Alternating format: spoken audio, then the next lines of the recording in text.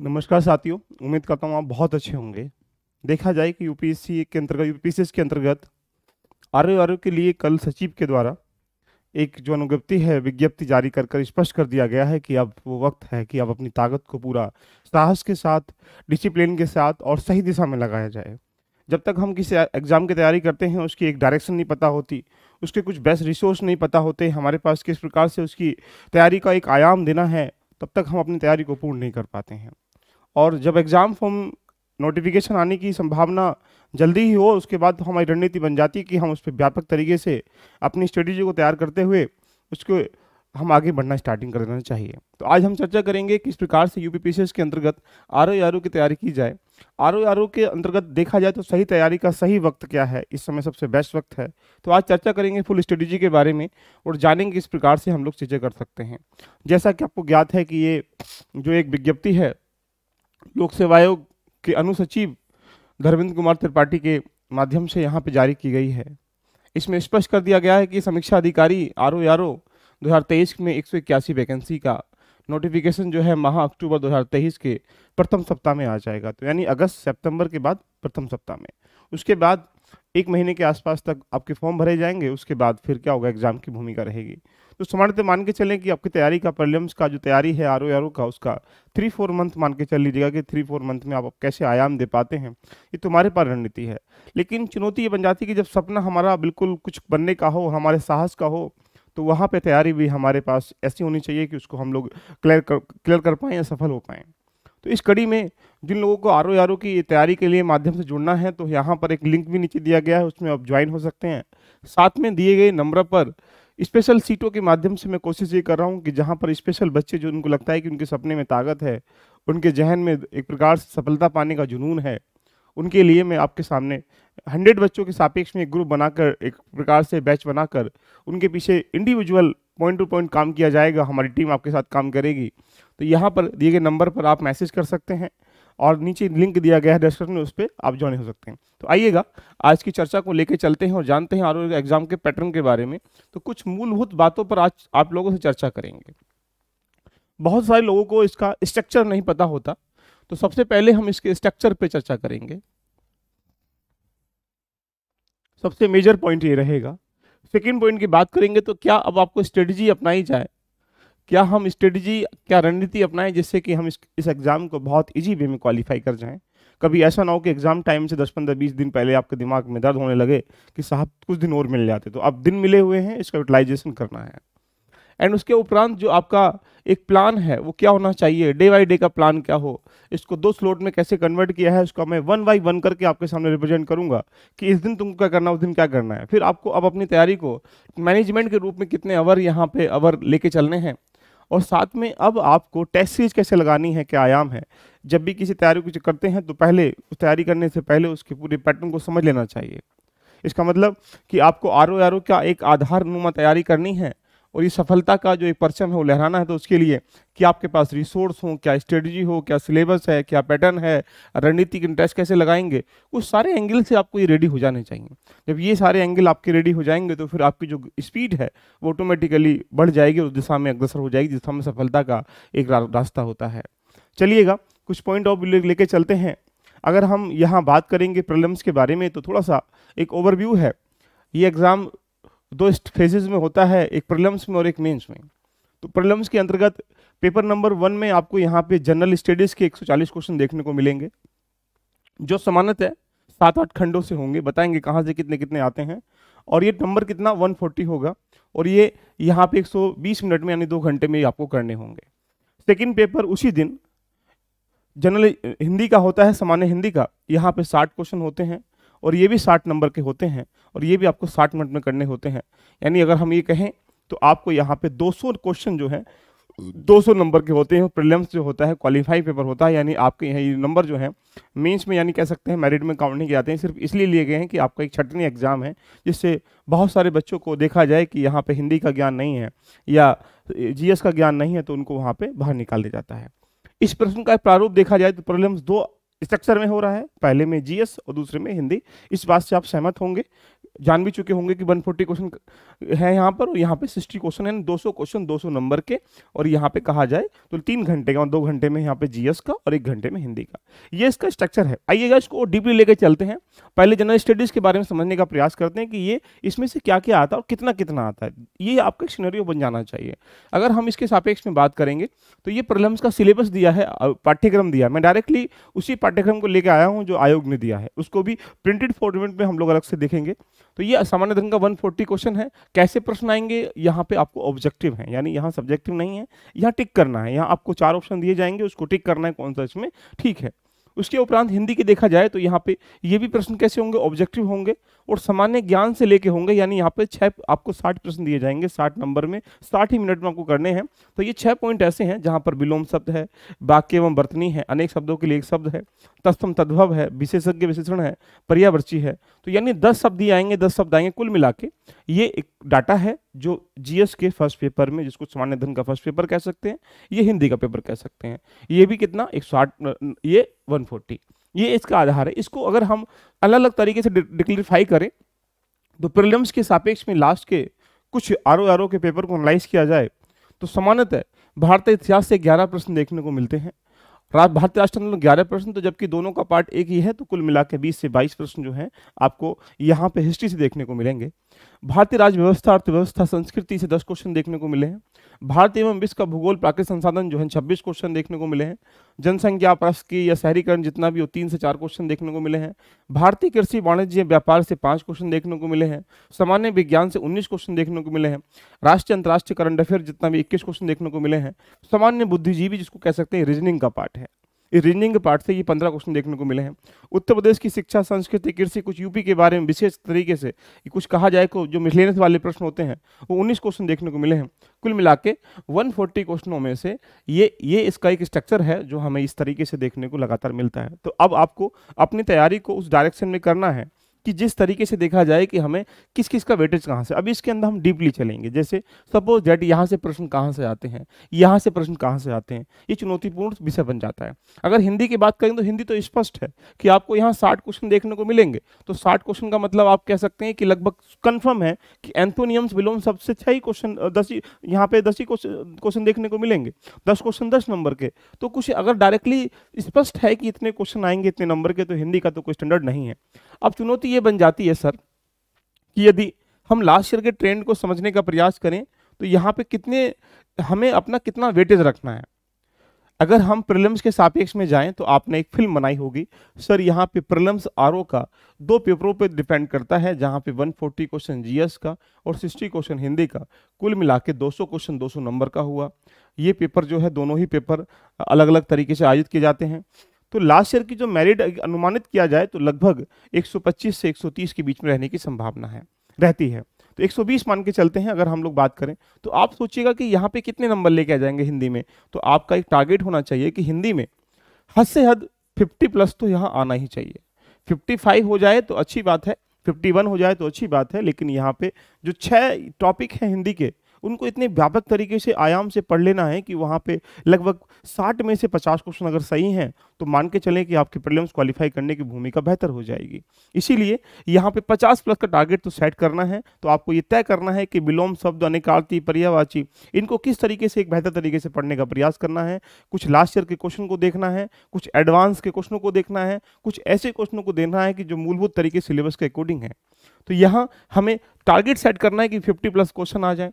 अब रही बात 140 की, तो 140 को डिफरेंट सब्जेक्ट से मिलके बना गया है, तो लेकिन यहाँ भी आप मान के चलें लगभग 80 प्लस क्वेश्चन यहाँ पे टच होने चाहिए। 80 प्लस क्वेश्चन आपके ये सही होने चाहिए, तो तब जाके आप क्या करेंगे यहाँ पे 130 प्लस लेके आ जाएंगे। तो आपका जो टारगेट है प्रीलिम्स को क्वालिफाई करने का वो 130 प्लस होना चाहिए। कोई विद्वान कह रहा है कि सर मैं तो 152 प्लस रखूंगा, स्वाभाविक सी बात है, अच्छी बात है, रखना चाहिए, लेकिन यार इतना भी मत रखिएगा कि तुम्हारे अंदर पोटेंशियल पावर ही नहीं है और उसके आधार पर हम तैयारी कर ही नहीं पा रहे हैं। इसीलिए ये टारगेट आपका प्रीलिम्स का होना चाहिए। संभवतः जब भी एग्जाम होगा अक्टूबर के फर्स्ट वीक में इसका नोटिफिकेशन आ जाएगा और 1-2-3 महीने के बीच में गैप मिलेगा, 2 ढाई 3 महीने का, उसके बाद ये एग्जाम डिफाइन हो जाएगा। तो ठीक है, स्पष्ट तरीके से प्रीलिम्स की तैयारी कैसे करें, ये सब चीज़ें करें, मैं आपको एक ग्रुप के फॉर्मेट में करके आप लोगों के पीछे हमारी टीम काम करेगी। वहाँ पर आपको 3 तरह की तैयारी की जाती है। एक सबसे पहले क्या होता है, आपको बेसिक रेडी करना है। तो बेसिक रेडी करने के लिए आपको एनसीईआरटी फॉलो करनी पड़ेंगे, जो यहाँ 140 क्वेश्चन है, चाहे वो मेंस का हो चाहे प्री का हो।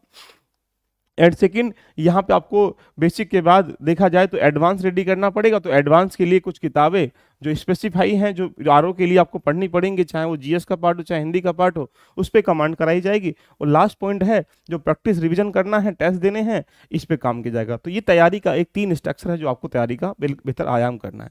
जब आप प्रीलिम्स क्वालिफाई कर जाएंगे तो आपकी मुलाकात मेंस के उस अध्याय से होगी जहां पर प्रीलिम्स में भी कुछ चीज़ें देखने को मिलती हैं। आइएगा, इसकी कहानी को मेंस के खंडों में लेके चलते हैं। अगर मेंस की हम लोग चर्चा करेंगे तो मेंस का जो डाटा है आप ज्ञात होगा कि इसको हम 3 पार्टों में बांट सकते हैं कि मेंस 3 स्ट्रक्चर से निकल के आता है। एक पेपर जीएस का होता है, जिस तरीके से ऑब्जेक्टिव जो प्रीलिम्स में होता है वही इस तरह सा ही पेपर जो है मेंस में होता है। एक पेपर आपको पास हिंदी का होता है और हिंदी को 2 खंडों में बांट दिया जाता है, और एक पेपर यहाँ से एसए का होता है। तो यहाँ तीनों पेपर में जो मुलाकात होगी वो मेंस की होगी। तो आइए जीएस के पेपर के साथ चलते हैं, इसकी कहानी कैसे है। जीएस के पेपर के साथ चलेंगे, थोड़ा सा पहले फॉर्मेट में दिखाने का प्रयास करूंगा, जिससे आपकी एक फिल्म थोड़ी सी बन जाएगी कि यहाँ मेंस का जो स्ट्रक्चर है वो एक प्रकार से कैसे होता है। ठीक है, तो यहाँ 3 खंड आपको मैंने दिए। पहला जीएस, तो जीएस की अगर हम लोग चर्चा करें तो जीएस में आपके सामने ही डाटा है। जिस तरह से अगर प्रीलिम्स में जीएस का पार्ट था, उसी तरह से जो पॉइंट है मेंस में भी बिल्कुल सेम एस पार्ट है, कोई डिफरेंट नहीं है। वहां भी ऑब्जेक्टिव था, यहां भी ऑब्जेक्टिव है। अगर इसके सेकंड पॉइंट हिंदी की तरफ जाएंगे तो हिंदी को 2 खंडों में यहाँ पे बांटा गया है। एक खंड यहाँ से जो शीर्षक है, सारांश है, सरकारी पत्र है, पत्र व्यवहार है, शब्दावली है। दूसरा हो गया कि अंग्रेजी हिंदी में अनुवाद। तो ये क्या है, सब्जेक्टिव पेपर है, ये ऑब्जेक्टिव नहीं है, ये सब्जेक्टिव पेपर है। और यहाँ इनके खंडे मुहावरे हैं, वाक्यांश हैं, कंप्यूटर ज्ञान है। ये 5 शब्दों का एक डाटा है जिसको मैं आपके सामने यहाँ डिफाइन कर रहा हूँ। ये मेंस का पेपर कह सकते हैं सब्जेक्टिव है, सामान्य शब्द एवं व्याकरण, जो कि खंड सेकंड में हिंदी के पार्ट को जानने का प्रयास कर सकते हैं। यहाँ आपको 6 शब्द दिए जाएंगे जो 12 नंबर के होंगे। तो इस तरह से 5 टॉपिक से आपको यहाँ 12-12 अंक के यहाँ पे 5 पॉइंट के क्वेश्चन आएंगे, जो आपके 60 नंबरों की क्या होगी, यहाँ पे हिंदी होगी। कहाँ से आएंगे ये आपके सामने पॉइंट है। इसे आधे घंटे में आपको करना है। वाक्य में वर्तनी होंगे, अनेक शब्दों के लिए 1 शब्द होगा, तत्सम तद्भव होगा, विशेषण विशेषज्ञ होंगे। कुल हिंदी के 2 पार्टों में कन्वर्ट किया गया है। एक पार्ट आपको ये देखने को मिल रहा होगा जो इसमें सरकारी पत्र व्यवहार ये है। दूसरा पार्ट ये देखने को मिल रहा होगा जो यहाँ पर अंग्रेजी हिंदी में कन्वर्ट कराने के लिए है। तो पहला पेपर जीएस का, सेकंड पेपर हिंदी का।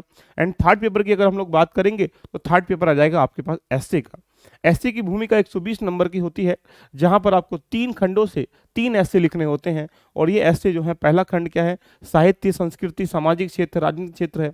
दूसरा विज्ञान प्रौद्योगिकी, आर्थिक क्षेत्र, कृषि वाणिज्य है, और राष्ट्रीय आय। ये 3 क्षेत्रों से आपको इंडिविजुअल 3 खंड दिए जाएंगे, उसमें से एक आपको चूज करना है। और चूज करने के बाद वहाँ पे उस प्रश्न को एक बेसिकली 600 वर्डों की लिमिट के आधार पर यहाँ पे करने का प्रयास करना है। 40 अंक का ये होगा, 40 का ये होगा, 40 का ये होगा। तो संभवतः आपके दिमाग में पिक्चर बन पा रही है कि 120 जो अंक हैं उसका एसए आरओ में मेंस में पूछा जाता है। अगर इसके आगे चलते हैं तो मैंने यही चीज कहानी को बिल्कुल एज इट इज जो यूपीएससी ने छापा है 3 घंटे में, उसकी कहानी को मैंने यहाँ डिफाइन किया है।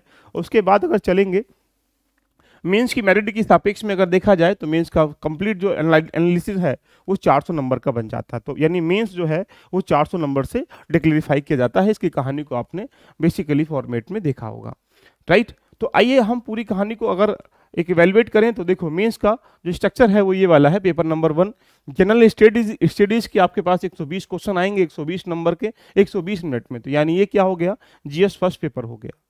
अब उसके बाद पेपर नंबर 2, इसके हिंदी के 2 खंड है, एक खंड ये है, एक खंड ये है। इस एक खंड में क्या देखने को मिल रहा है, आपको यहाँ पार्ट कन्वेंशन देखने को मिल रहा है, जिसको हिंदी ड्राफ्टिंग के रूप में हम लोग जान सकते हैं। यहाँ पर 100 क्वेश्चन दिए जाएंगे 100 नंबर के। तो यानी कह सकते हैं 150 मिनट यानी 2.5 घंटे में आपको उसको करना है। दूसरा जो पार्ट होगा उसमें जनरल वोकेबलरीज वगैरह होगी। ये 60 क्वेश्चन दिए जाएंगे, यहाँ पे आपके पास 60 अंक के दिए जाएंगे, आपको इसको 30 मिनट में करना है। कुल मिलाकर देखा जाए तो यहाँ पे आपके पास एक पिक्चर बन पा रही होगी कि 160 नंबर की हिंदी का क्या है स्ट्रक्चर है, जहाँ पर 100 नंबर का ये, 60 नंबर का ये पूरी कहानी बन जाती है। उसके उपरांत एसए का जो पेपर 3 है वो एसए का, इसमें 3 एसए आपको लिखने हैं। एक एसए 40 नंबर का, तो 120 नंबर के 180 मिनट में आपको 3 घंटे में लिखना है। तो कुल मिलाकर अगर मार्क्स देखें तो कितना हो रहा है, 400। तो आउट ऑफ 400 में से मेंस का जो डाटा हो तय किया जाता है। इसकी कहानी को कितने कितने नंबर आपका सेट करना है। तो मैं कह सकता हूं कि मेंस के लिए आपको यहाँ पे एक इवैल्यूएशन किया जाए तो आपको सामान्यतः 400 में से, इंटरव्यूज में होता नहीं है, 400 में से देखा जाए तो लगभग 270 के आसपास या 280 के आसपास तक अपना टारगेट सेट करना है। इस टारगेट को सेट करने के लिए अगर हम 120, यहाँ पे 160, 120 और यहाँ से 120। अब ये क्या है, ये जीएस का फर्स्ट पेपर है, ये हिंदी का पेपर है और ये यहाँ पे एसए का पेपर है। तो एसए में सामान्यतः आपको 80 प्लस या 90 के अराउंड नंबर लेकर आने का प्रयास करना है। ये खतरनाक पॉइंट है, कैसे ला पाएंगे, चुनौती बन जाती है आपके सामने। इसलिए हिंदी में भी आपको कोशिश करनी है कि कुल मिला के हमें 280 के अराउंड, तो किसी का लेवल अगर इसका डाउन है तो यहाँ बेहतर होना चाहिए। तो हमें एक टारगेट ऐसा सेट करना है कि हम 270 280 के अराउंड मीन्स की एक पार्टिसिपेशन कर सकें, तब जाके आप क्या करेंगे, आरओ की सफलता का जो परचम है वो अपने आसपास के माहौल में बिखरा पाएंगे। अब तैयारी कैसे करनी है, इसके लिए मैं आपके सामने पूरा स्ट्रक्चर लेके आ चुका हूँ। देखिएगा अपनी तैयारी को अब इस समय बहुत, अब LVIS आपके साथ बहुत रोल अदा करेगा। मैं फिर बोल रहा हूं कि आप नंबर पे कॉल करिएगा, ग्रुप में लिंक दे रखा है वहां ज्वाइन कर लीजिएगा। अब इसमें क्या करना, देखिए अपनी तैयारी को, अपनी स्टडी को 3 से 4 हिस्सों में कन्वर्ट कर दीजिएगा। पहला, आप 2 सब्जेक्ट लेके चलें साथ में, स्लॉट नंबर 1 बनाएं और स्लॉट नंबर 2 बनाएं और एक स्लॉट नंबर 3 बनाएं। इस 3 स्लॉट को रिवीजन में कन्वर्ट कर दें। जरूरी नहीं कि जो टाइम तुमको नहीं मिल पा रहा उसमें रिवीजन कब करेंगे, कैसे करेंगे। इस स्लॉटों में यहाँ पे सब्जेक्ट को पढ़ें और यहाँ भी किसको, सब्जेक्ट को पढ़ें। और उसके बाद में यहाँ पे एक लास्ट स्लॉट जो है वो करंट अफेयर का और ये बाकी जो स्पेशल जो चीजें हैं उनका रखाइए। तो अपनी पढ़ाई को 4 स्लॉटों में कन्वर्ट कर दीजिएगा। अगर हम पहले स्लॉट पे आज से बात करना स्टार्टिंग करें तो फर्स्ट डे ये रहा आपकी। मैं इसको चार्ट को आपको यहाँ नीचे दिया टेलीग्राम का लिंक है, वहां पर मैं आपको शेयर कर दूंगा। क्या है, important act constitution development during. तो पहले दिन स्लॉट नंबर में ये पढ़िएगा। स्लॉट नंबर 2 में यहाँ पे यूनिवर्स एंड सोलर सिस्टम पढ़िएगा। इससे क्या होगा कि आप ज्योग्राफी को और आपको पॉलिटी को एक साथ लेके लिंक लेके चल रहे हैं। सेकेंड डे में मेकिंग ऑफ कॉन्स्टिट्यूशन पढ़िएगा and then origin and revolution of earth and movement पढ़िएगा। तो मैंने पूरे आरओ के सिलेबल को कंपाइल करके स्टैब्लिश कर दिया गया। यदि आप आज से ही तैयारी करना स्टार्ट करते हैं डे 1 से, तो मान के चलें कि नोटिफिकेशन आने तक आपकी तैयारी 50-60% तैयारी हो पाएगी। और ये बेस्ट ढांचा होता है कि जब नोटिफिकेशन आए तब तक आपकी तैयारी का मूलभूत जो आधार है वो तैयार हो चुका हो, फिर बाद में उसको रिवीजन करें, प्रैक्टिस करें, टेस्ट लगाएं। वो लास्ट का समय जो बीच में मिलता है फॉर्म भरने से लेकर एग्जाम के बीच का, वो पढ़ने का नहीं होता और रिवीजन करने का समय होता है। इसीलिए अगर लास्ट 3rd डे जाएंगे तो 3rd डे में क्या करेंगे, प्रेम्बिल को साइलेंट फीचर्स पढ़ेंगे, लैटिट्यूड एंड यहाँ पे लॉन्गिट्यूड पढ़ेंगे। तो ये मैंने डे बाय डे 1 करके आपके सामने काफी तपस्या के बाद मैंने इनका निचोड़ निकाला है। जैसे मैथ्स में भी यहाँ पे रीजनिंग का 15 क्वेश्चन आते हैं, तो नंबर सिस्टम को यहाँ पढ़ना है, उसके बाद अर्थक्वेक एंड वोल्केनो को पढ़ना है। यानी सिलेबस के जो इंपोर्टेंट टॉपिक जहाँ पे 99% क्वेश्चन वहीं से आते हैं, उसको डे बाय डे कन्वर्ट कर दिया है। और हमारी टीम भी आपको सिस्टमेटिक तरीके से ये सब चीज़ों को कराने का प्रयास भी करेगी और साथ में टेस्ट भी और एक गाइडेंस प्रोग्राम भी और के लिए हम लोग स्टार्ट करेंगे। क्लियर।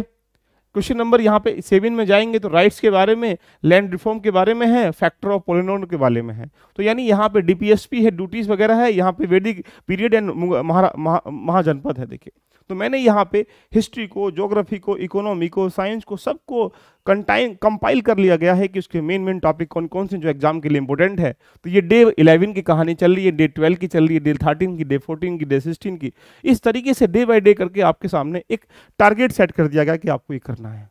इसके उपरांत यहाँ पे 22, 23, 24, 25, 26 यही कहानी चलती हुई चली गई है। यानी कह सकते हैं लगभग 50-60 डे के आसपास मैंने टारगेट को सेट किया कि 2 से ढाई महीने में आप इतना कर लोगे। अब इसके एडवांस वर्जन पे हम लोग फिर चलेंगे। इसके सापेक्ष में आप देखिएगा 1 बाई 1 करके सारी कहानी। अगर यहाँ ह्यूमन बॉडी, ह्यूमन डिसीज, बीमारियों के बारे में चर्चा की गई है, इधर आएंगे तो रिवोल्यूशन, ऑर्गेनाइजेशन की संस्थाओं की बात भी की गई है। तो यहाँ इस तरीके से क्या होगा, आप अपनी तैयारी को एक बिल्कुल फ्लो में लेके चल पाएंगे। वो तैयारी वही होती है जो फ्लो में चलती है। दोस्तों आरओ की अगर आप बिल्कुल डेडिकेटेड स्टूडेंट है, आपको लगता है कि मुझे आरओ की तैयारी करनी है, मेरा मार्गदर्शन चाहिए और एक प्रकार से बेसिक आधारनुमा तैयारी चाहिए, तो इसके लिए अभी हाल ही में बैच भी हमारे पास चल रहे हैं, जिसमें आप एनसीईआरटी में ज्वाइन होकर बेसिक जो आपका प्रीलिम्स का जीएस फर्स्ट है और मेंस का जीएस फर्स्ट है, इन दोनों की मूलभूत तैयारी आप यहाँ से कर पाएंगे। और यहाँ मेंस के लिए जो ऐसे का एक ऐसा सेगमेंट जो बहुत इंपॉर्टेंट होता है, तो ऐसे की सीरीज तो अभी हाल ही में स्टार्ट हुई है, जहाँ पे कल एक लेक्चर हुआ है, उसके सापेक्ष में ऐसे में भी जुड़कर मेरे साथ यहाँ पे ज्वाइन कर सकते हैं। ज्वाइन करने के लिए आपको करना कुछ नहीं है, प्ले स्टोर पे जाना है और प्ले स्टोर पे जाने के बाद यहाँ पे आपको LBIS डाउनलोड कर लेना है। और जब LBIS डाउनलोड कर लेंगे तो वहाँ पे सब चीज़ें आपके पास शो हो जाएंगी कि आपको किस वाले बैच में, तो NCERT में यहाँ जाके इसमें ज्वाइन हो सकते हैं। उसके बाद अगर एसए का ज्वाइन करना तो एसए में यहाँ ज्वाइन हो सकते हैं। इससे ये क्या होगा, प्रीलिम्स की GS फर्स्ट पेपर और मेन का GS फर्स्ट पेपर NCERT का जो डिमांड थी उसको फुलफिल कर पाएगा, और एसए की डिमांड फुलफिल हो जाएगी, सिर्फ आपका हिंदी बचेगा। उसको भी हम अपने मेंटरशिप वाले प्रोग्राम में लाके पूर्ण तरीके से तैयारी आपकी करा पाएंगे, जहाँ पे आप एक बेहतर रणनीति के साथ तैयारी कर सकते हैं। तो दोस्तों अब समय वक्त इतना नहीं बचा है कि इसके लिए आप लंबी स्ट्रेटेजी अपनाई जाए। इसको 1 बाय 1 करके देखो, मैं लिखा है 41 डे में क्या करेंगे, 42 में क्या करेंगे, इंडस्ट्री ऑफ हिस्ट्री लिखा है, देखो इकोनॉमिकल पॉलिसी ज्योमेट्री लिखा है, स्पीड भी लिखा है, टाइम एंड वर्क डिस्टेंस, यानी सबको मैंने बैलेंस किया है। इस बैलेंस के आधार पर अपनी तैयारी को एक बेहतर आयाम दे सकते हैं। तो दोस्तों अगर आपको लगता है कि RO की तैयारी करनी है तो आपको कुछ नहीं करना है, आप डायरेक्टली नीचे दिया गया लिंक है, उस लिंक पर अपने आप को यहाँ ओनली जो RO की तैयारी करना चाह रहे हैं, इसमें और बाकी लोग इनरोल ना हो, RO की जो तैयारी करना चाह रहे हैं, उनको लगता है कि मेरा रणनीति चाहिए, तो यहाँ पर इन पे पहले व्हाट्सअप भी कर सकते हैं, और नीचे दिएगा लिंक है, उस लिंक पर क्लिक करके उस बैच में उसमें ग्रुप में ज्वाइन भी हो सकते हैं, जिससे कि आप एक बेहतर आयाम की तरफ अग्रसर हो सकें। कैसी लगी चर्चा एक बार कमेंट करिएगा। अब वक्त नहीं है, क्योंकि जब चीज़ें स्पष्ट हो जाएं तो हमें रणनीति के आधार पर आगे चलना चाहिए, रणनीति नहीं बनानी चाहिए। मिलते हैं नेक्स्ट सेशन में। All the best, love you all, bye bye, take care.